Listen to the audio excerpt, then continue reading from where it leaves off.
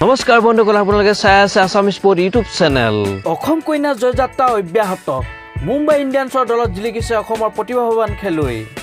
WPLত অসাধাৰণ কেচ ধৰি চৰ্চিত অসমৰ কন্যা জিন্টিমনি কলিতা মুম্বাই ইণ্ডিয়ানছৰ হৈ WPLত জিন্টিমনি কলিতা এতিয়ালৈ 5খন খেল খেলিছে খেলকেইখনত বলিং বা বেটিঙৰ বিশেষ সুবিধা পোৱা নাই জিন্টিমনিয়ে কোনোবা এখন খেলত এক অভাৰকৈ বল কৰিলেও উল্লেখযোগ্য সাফল্য কৰিব পৰা নাই অসম কন্যাগৰাকীয়ে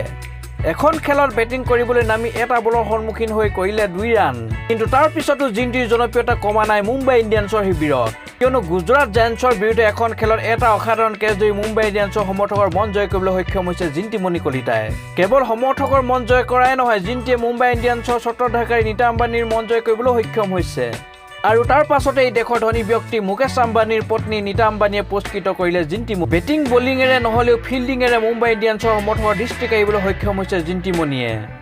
WPLত বাকী কেইখন খেলত উজলি উঠক জিন্টিমনি অসমৰ ক্ৰীড়া অনুৰাগীৰ এয়াই কামনা বন্ধুসকল ভিডিঅ' চাই কেনে পালে যদি ভাল পালে লাইক শ্বেয়াৰ কৰিব অনাগত দিনসমূহত খেল জগতৰ বিভিন্ন বাতৰি মই লৈ আহিবলৈ চেষ্টা কৰিম তেতিয়ালৈ ধন্যবাদ জয় অসম